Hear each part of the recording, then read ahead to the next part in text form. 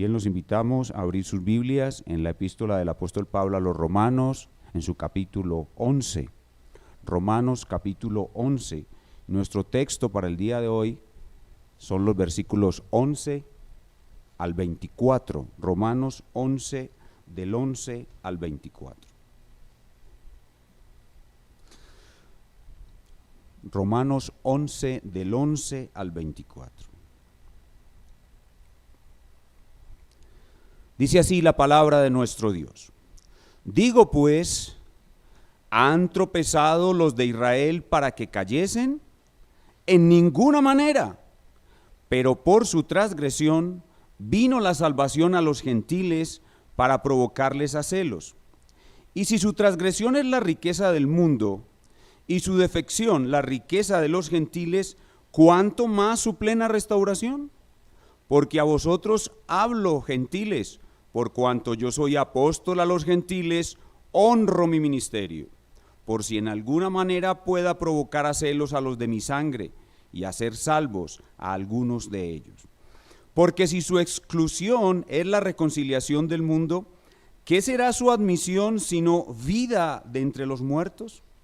Si las primicias son santas, también lo es la masa restante. Y si la raíz es santa, también lo son las ramas. Pues si algunas de las ramas fueron desgajadas, y tú, siendo olivo silvestre, has sido injertado en lugar de ellas, y has sido hecho participante de la raíz y de la rica savia del olivo, no te jactes contra las ramas. Y si te jactas, sabe que no sustentas tú a la raíz, sino la raíz a ti. Pues las ramas, dirás, fueron desgajadas para que yo fuese injertado. Bien, por su incredulidad fueron desgajadas. Pero tú, por la fe, estás en pie. No te ensoberbezcas, sino teme. Porque si Dios no perdonó a las ramas naturales, a ti tampoco te perdonará. Mira pues la bondad y la severidad de Dios. La severidad ciertamente para con los que cayeron, pero la bondad para contigo, si permaneces en esa bondad, pues de otra manera tú también serás cortado. Y aun ellos, si no permanecieren en incredulidad, serán injertados, pues poderoso es Dios para volverlos a injertar. Porque si tú fuiste cortado del que por naturaleza es olivo silvestre, y contra naturaleza fuiste injertado en el buen olivo, ¿cuánto más estos, que son las ramas naturales, serán injertados en su propio olivo? El contexto de nuestro pasaje, al igual que el de los anteriores, es una salvación totalmente segura para los escogidos de Dios del nuevo pacto, como aprendimos en Romanos capítulo 8 del 31 al 39. Leamos de nuevo Romanos 8, 38 y 39 para ubicarnos en ese contexto. Romanos 8, 38. Por lo cual estoy seguro de que ni la muerte, ni la vida, ni ángeles, ni principados, ni potestades, ni lo presente, ni lo porvenir, ni lo alto, ni lo profundo, ni ninguna otra cosa creada, nos podrá separar del amor de Dios, que es en Cristo Jesús, Señor nuestro. Pero esta declaración, una salvación totalmente segura para los escogidos de Dios del nuevo pacto, enfrenta un gran problema: la caída de Israel, su rechazo del Mesías. Toda esta sección, entre los capítulos 9 al 11 de Romanos, busca aclarar cómo la caída de Israel, en primer lugar, no se opone a una salvación totalmente segura para los escogidos de Dios del nuevo pacto. Y eso es lo que aprendimos en el capítulo 9, versículos del 1 al 29. Recuerden, no todos los que descienden de Israel son israelitas. En segundo lugar, esta subsección busca enseñar cómo la caída de Israel inicia un fenómeno de alternancia en la historia de la salvación entre judíos y gentiles, y que la caída de Israel no es algo definitivo, sino que aún hay salvación para ellos siguiendo ese patrón de alternancia. Ya hemos avanzado en detalles de este asunto. Vimos ideas generales sobre esa alternancia en el capítulo 10, versos 30 al 33. Vimos la causa de la caída de Israel. ¿Por qué cayó Israel? Veamos de nuevo el capítulo 10, verso 3. ¿Por qué cayó Israel? Porque ignorando la justicia de Dios y procurando establecer la suya propia, no se han sujetado a la justicia de Dios. Vimos con más profundidad la historia de la incredulidad de ese pueblo, en el capítulo 10, 14 al 21, y vimos la gran esperanza de salvación que aún tiene Israel en el capítulo 11, del 1 al 10. Ahora Pablo repite una vez más el concepto de alternancia judío-gentil y añade una amenaza solemne a los gentiles convertidos. Repite la alternancia judío-gentil y añade una amenaza solemne a los gentiles convertidos para que no se llenen de soberbia contra la nación hebrea a partir del privilegio que han recibido. El tema de nuestro pasaje es que los gentiles de la iglesia de Roma no se ensoberbezcan contra la nación de Israel y teman la severidad de Dios hasta el final de sus carreras al considerar lo que le sucedió a esa nación. Lo repito, el tema de nuestro pasaje es que los gentiles de la iglesia de Roma, por extensión todos nosotros los gentiles, no se ensoberbezcan contra la nación de Israel y teman la severidad de Dios hasta el final de sus carreras, al considerar lo que le sucedió a esa nación. Y el título que le hemos puesto a nuestro mensaje es Bondad y severidad en el Evangelio invicto. Bondad y severidad en el Evangelio invicto. Y la palabra clave que estaremos destacando en el día de hoy es la palabra simetría. Simetría. La palabra no aparece en el pasaje, pero sí el concepto. ¿Qué es simetría? Simetría es cuando una figura geométrica, una persona, un animal o una cosa, al partirla por la mitad, queda en dos partes exactamente iguales. Así es Dios en sus atributos, son simétricos. Dios es tanto bondad como severidad. No es más bondad que severidad, como muchos creen. Dios es tanto bondad como severidad. Dios es simétrico. Y en nuestro pasaje hay dos pensamientos profundos. El primero, la bondad a partir de una caída. La bondad a partir de una caída. Esta es una repetición del fenómeno de alternancia en los versículos 11 al 15. Y el segundo pensamiento profundo es la severidad para evitar otra caída. La severidad para evitar otra caída. Y esta es la advertencia o amenaza que Pablo hace en los versos 16 al 24. Entonces, la bondad a partir de una caída. Entonces, Dios presentó bondad a Israel, Israel cayó y esa bondad se traslada a los gentiles. Entonces, la bondad a los gentiles a partir de una caída, la caída de Israel. Y la severidad para prevenir una caída, es decir, para prevenir que los gentiles caigan igual que los hebreos. Entonces, la bondad a partir de una caída y la severidad para evitar otra caída. Nuestro pasaje fue escrito en el siglo I, pero es una enseñanza muy importante para la iglesia de todos los siglos.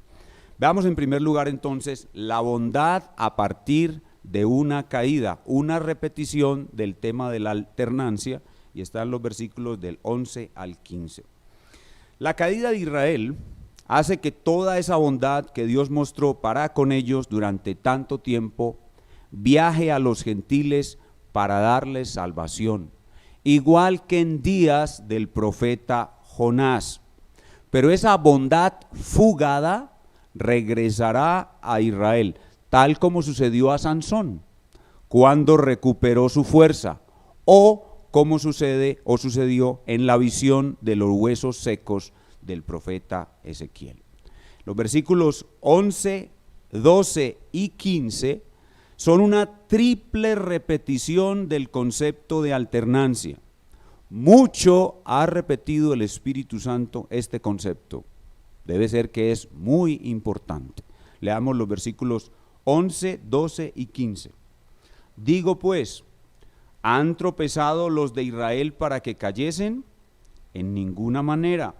Pero por su transgresión viajó la salvación a los gentiles para provocarles a celos.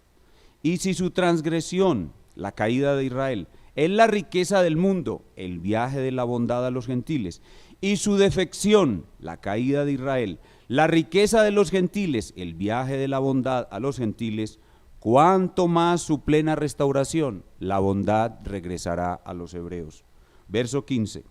Porque si su exclusión, la caída de Israel, es la reconciliación del mundo, el viaje de la bondad a los gentiles, ¿qué será su admisión, el regreso de la bondad a Israel, sino vida de entre los muertos? Entonces repite muchas veces el concepto de alternancia y resalta que esa bondad rechazada por Israel es enviada a los gentiles. Ahora nos muestra que Pablo, él trabaja para que los gentiles sean salvos. Él es apóstol a los gentiles tal como le mandó el Señor. Pero trabaja no solamente cumpliendo esa misión, sino que trabaja con otra intención.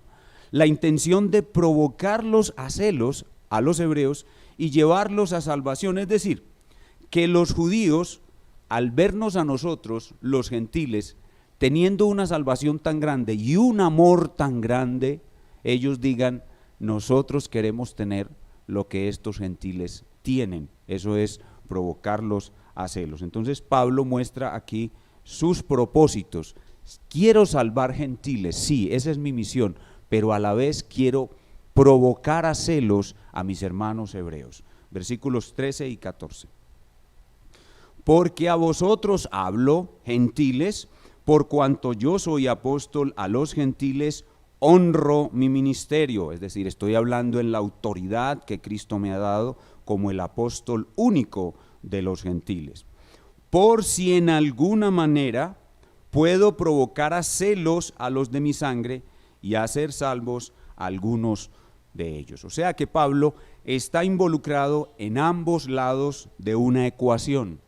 Por un lado, él salva gentiles, pero por el otro quiere salvar hebreos, o sea que salva gentiles con la esperanza de también salvar hebreos al provocarlos a celos, es decir, que los hebreos vean el amor que hay en los gentiles en Cristo, vean la convivencia, vean la armonía, como dice el Señor, en esto conocerán que son mis discípulos si tuvieren amor los unos con los otros, y al ver los hebreos ese amor que tienen los gentiles por causa de un judío, nuestro Señor Jesús, a quien ellos rechazaron, ellos sientan celos de ese amor y entonces vengan a la salvación que es en Cristo. Pablo conoce muy bien ese fenómeno de alternancia y lo tiene como una meta clara en su ministerio.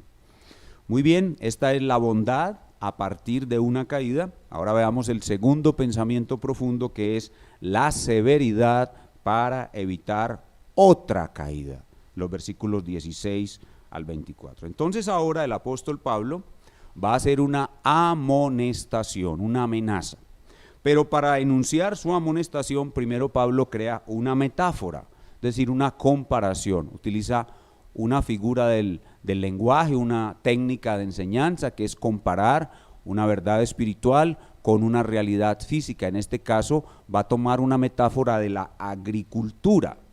Nos muestra una descripción de los judíos que ya fueron salvados y de los que aún serán salvados, comparándolos con un árbol de aceitunas, con un árbol de olivo. El olivo produce el fruto que es la aceituna. Vean el verso 16. Si las primicias son santas, también lo es la masa restante. Y si la raíz es santa, también lo son las ramas.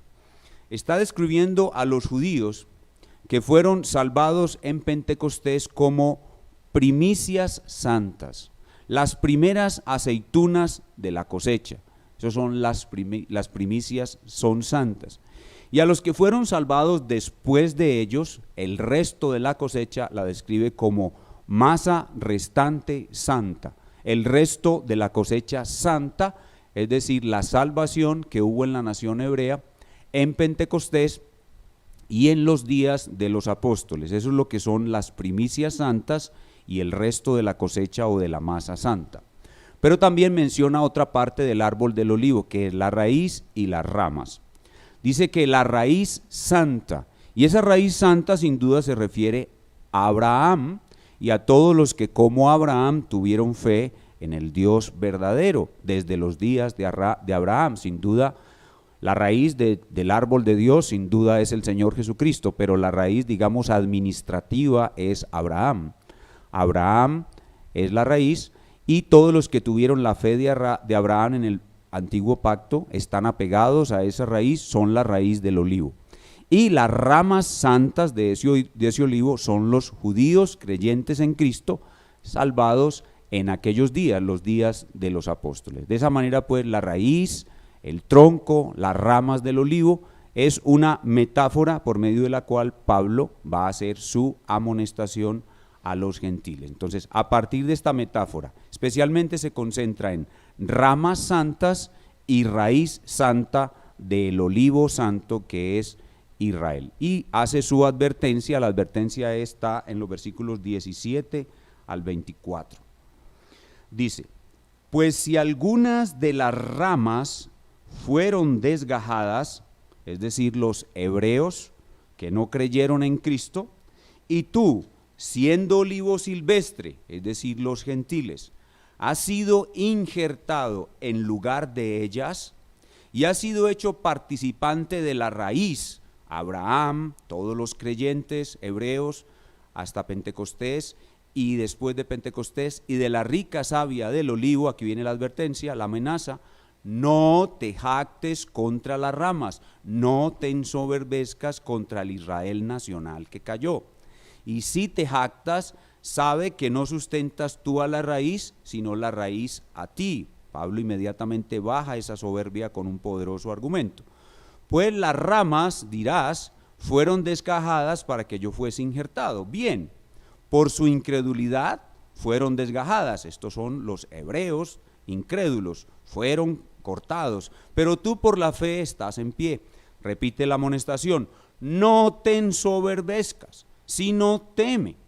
Porque si Dios no perdonó a las ramas naturales su soberbia, su incredulidad, a ti tampoco te perdonará. Mira pues la bondad y la severidad de Dios. Aquí está la simetría. La severidad ciertamente para con los que cayeron, para con los hebreos incrédulos, pero la bondad para contigo, los gentiles creyentes. Si permaneces en esa bondad, es decir, es un asunto de perseverancia, pues de otra manera, si no eres perseverante, tú también serás cortado. Y aun ellos, si no permanecieren en incredulidad, cuando el velo sea quitado de sobre ellos, serán injertados, pues poderoso es Dios para volverlos a injertar.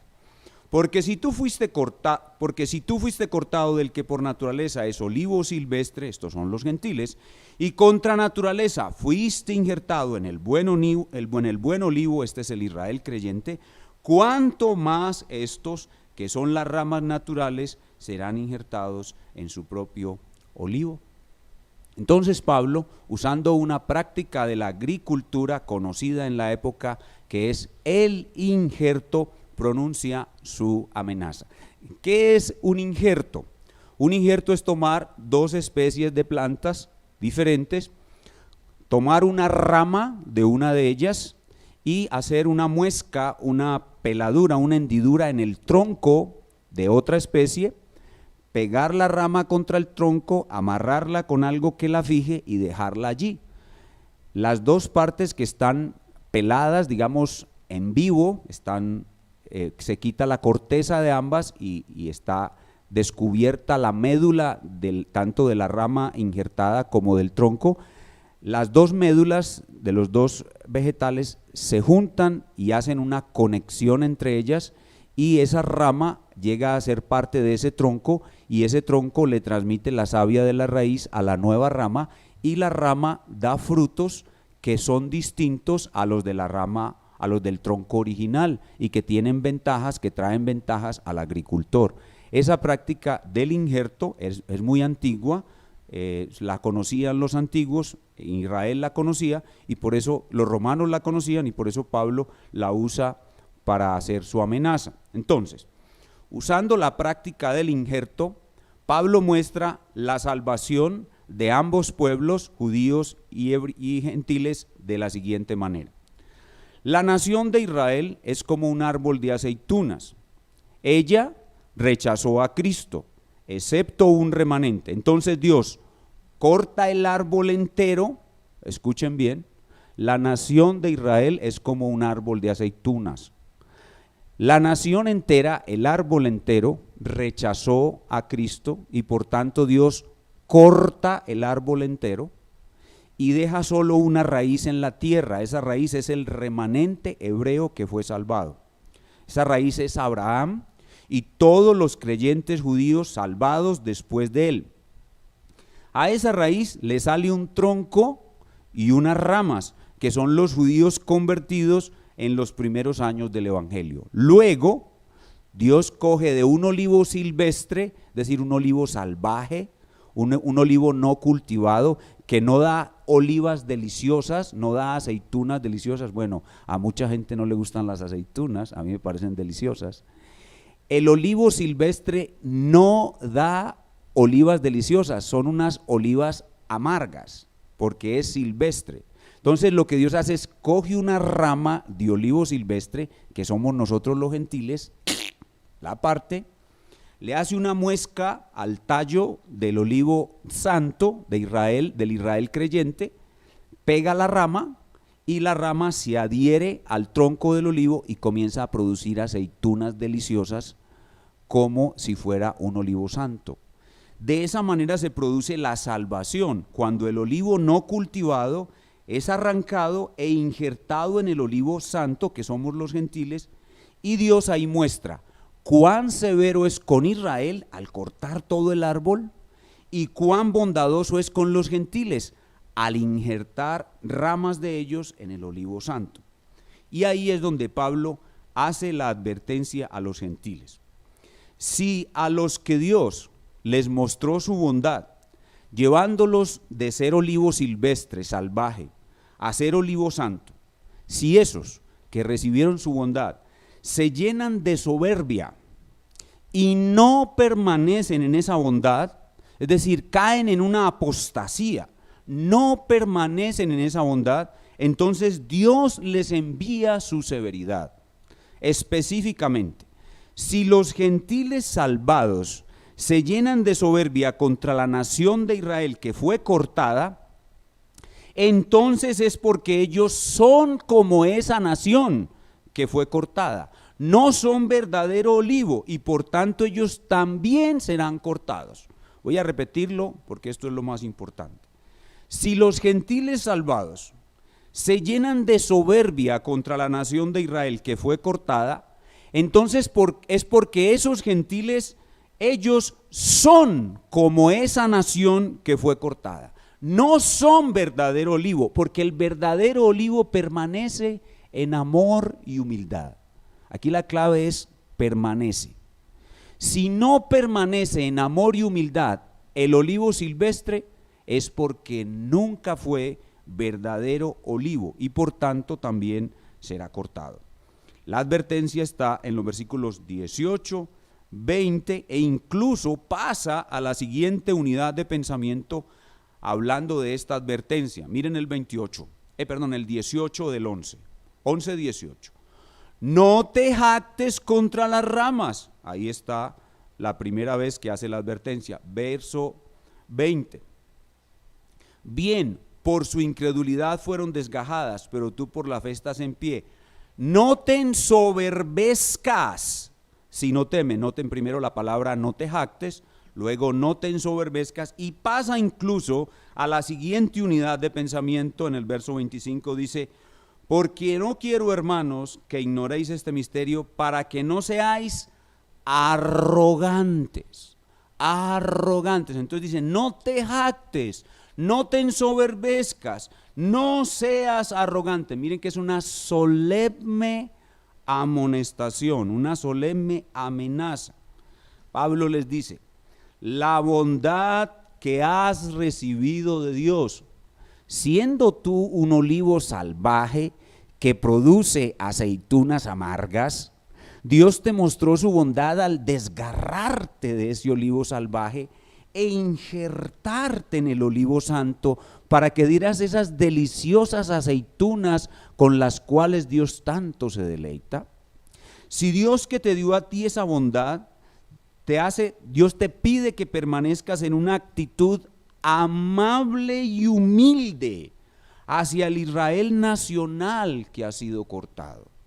Dios te manda gentil, Dios te manda hermano no judío, Dios te manda hombre y mujer creyente de todas las naciones, a que mantengas, a que permanezcas en una actitud humilde y amable hacia el Israel nacional que fue cortado. Si no tienes esa actitud y no permaneces en ella, es porque nunca has recibido verdaderamente su bondad y eres igual a los que fueron cortados, pues ellos también eran soberbios, orgullosos y arrogantes y nos llamaban a nosotros los gentiles perros.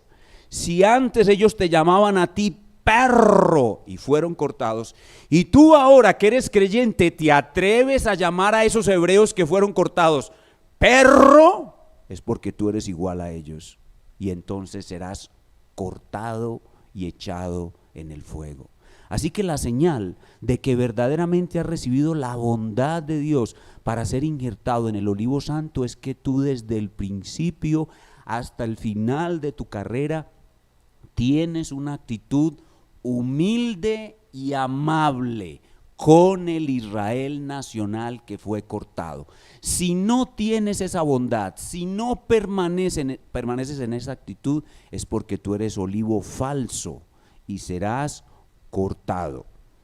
Es decir, que si no tienes esa bondad hasta el final de su carrera, tu enjertación, no se dice injertación, se dice enjertación.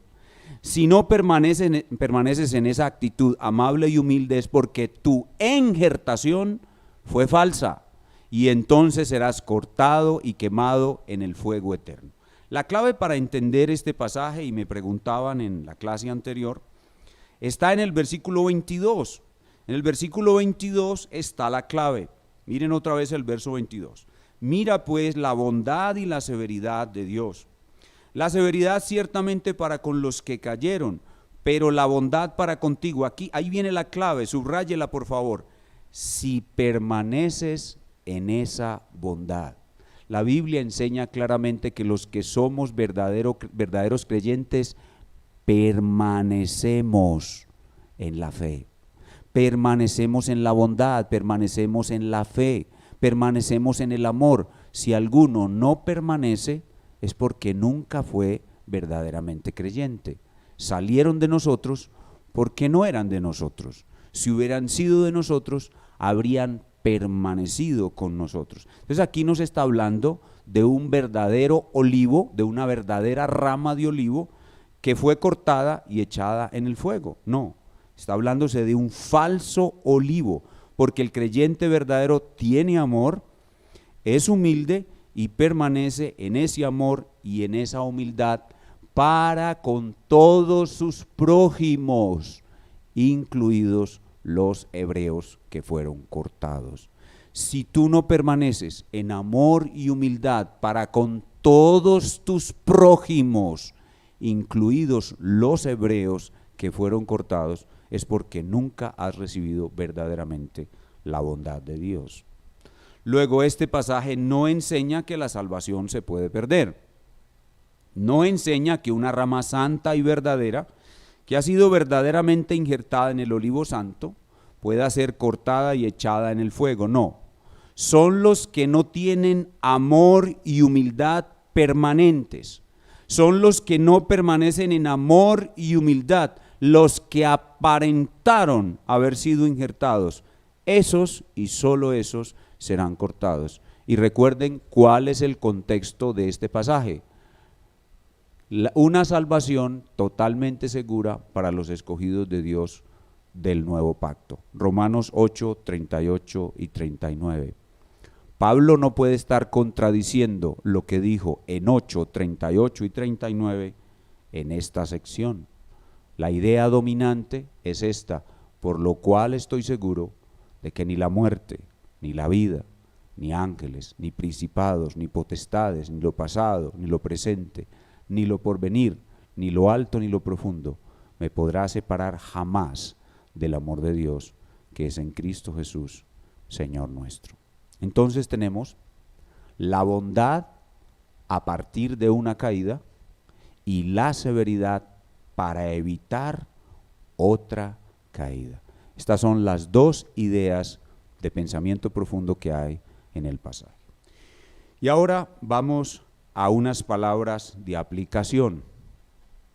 De lo visto en este pasaje, de lo que Dios nos ha hablado hoy, debemos deducir que los verdaderos cristianos, y en especial nosotros, los bautistas reformados clásicos, nosotros, los que seguimos la Confesión de Fe de Londres de 1689, que mantenemos todos los distintivos de la Iglesia Bautista Reformada Clásica, como lo dijo el pastor Alejandro en su enseñanza anterior, nosotros no somos antisemitas, nosotros no odiamos a Israel, no nos ensoberbecemos contra Israel, estaríamos violando la ley de nuestro Dios.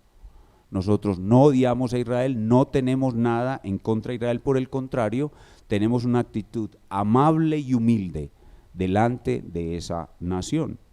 Pero debemos corregir los errores del dispensacionalismo.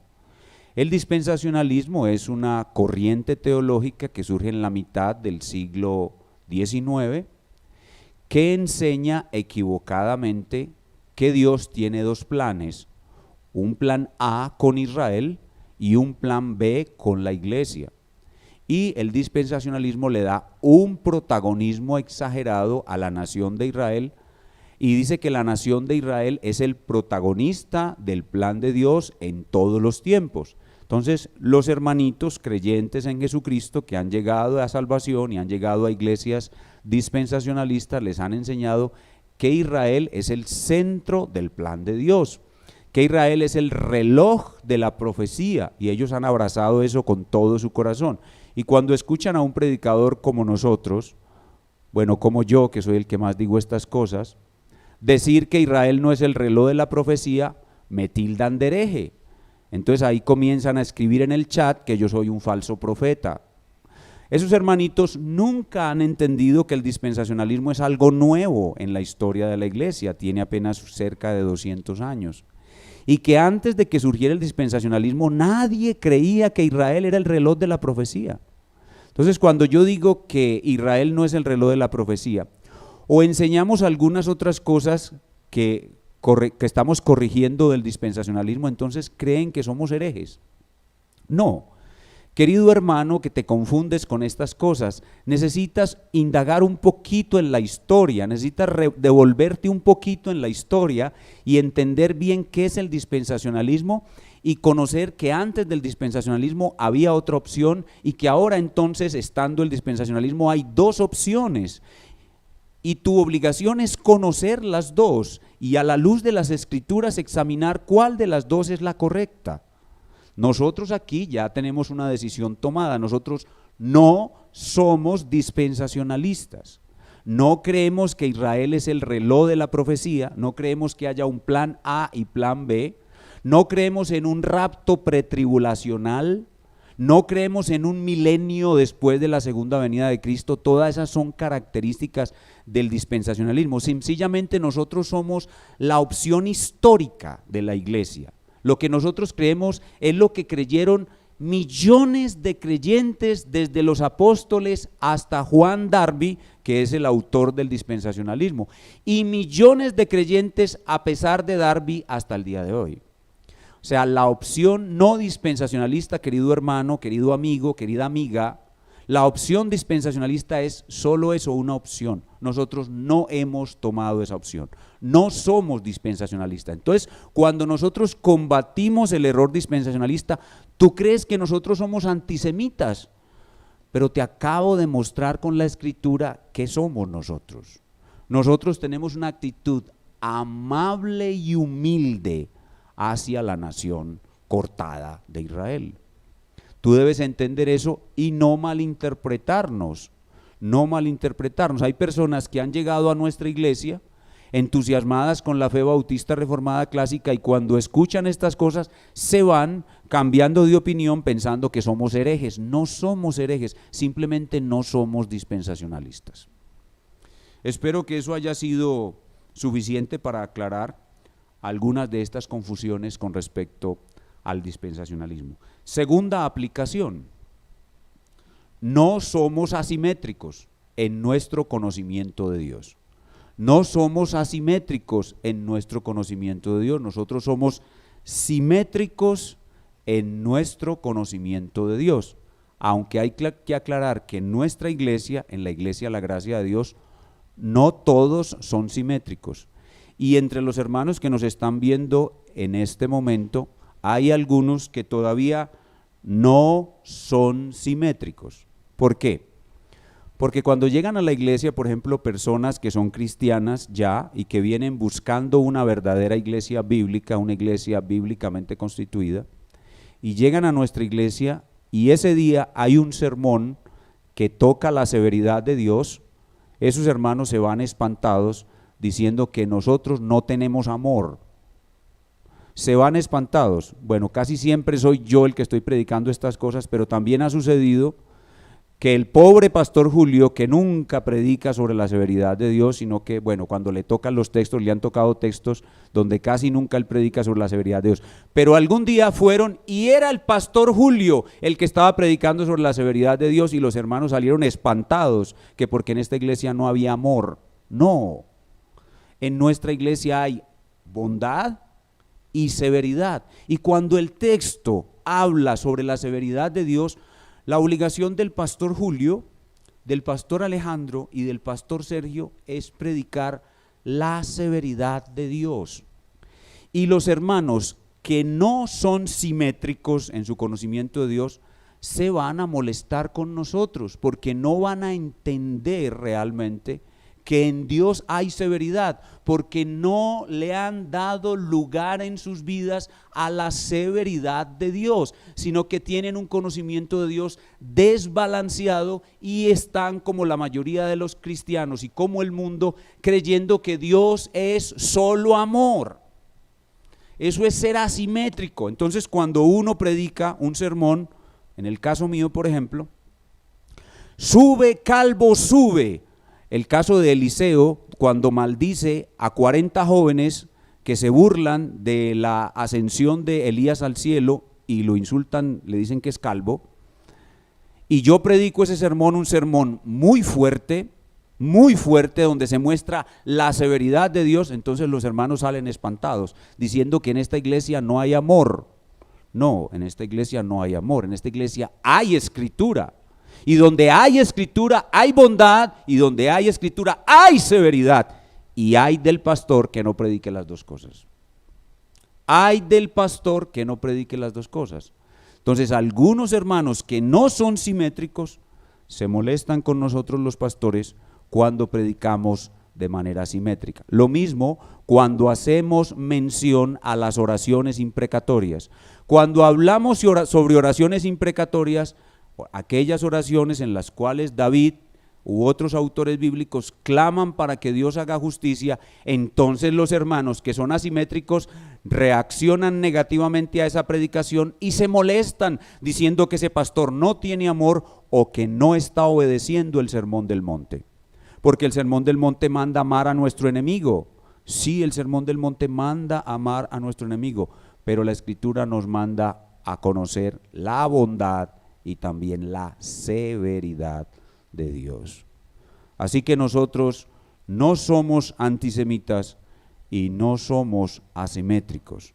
Y oramos para que los que de entre nosotros todavía son asimétricos sean corregidos. Hay hermanos que vienen a nuestra iglesia y cuando el sermón es sobre la seguridad de salvación o sobre el amor de Dios, salen felices diciendo: uy, pastor, el Señor te usó tremendamente, qué sermonzote maravilloso, el amor y la bondad. Pero cuando uno predica sube, calvo sube, ese día nadie lo quiere.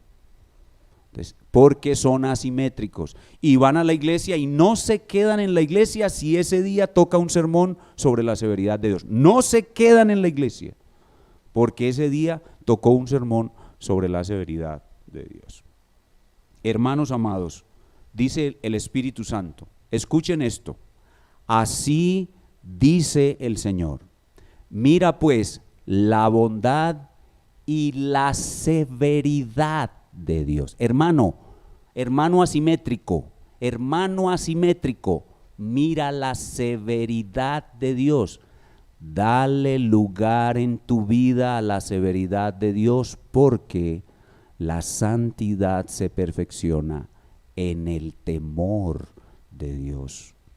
Así que requieres simetría para poder seguir avanzando hacia la santidad. Y a nuestros amigos que están hoy con nosotros en la conexión, en la transmisión, amigos, para ustedes también es el mensaje de la severidad de Dios. Amigo querido, no te dejes engañar por aquellos falsos maestros que dicen que Dios es solo amor, que Dios no va a castigar a nadie, que Dios no va a condenar a nadie, que Dios no juzga, como también dicen en las películas de la televisión. Las películas sobre Jesús en la televisión y en el cine todas son falsas, porque todas dicen que Dios no va a juzgar a nadie, que Dios no va a condenar a nadie. Mentiras, amigo. Dios sí es amor, pero Él también es justo. Y si Él no juzga tus pecados, si no te castiga, si no te condena, es injusto.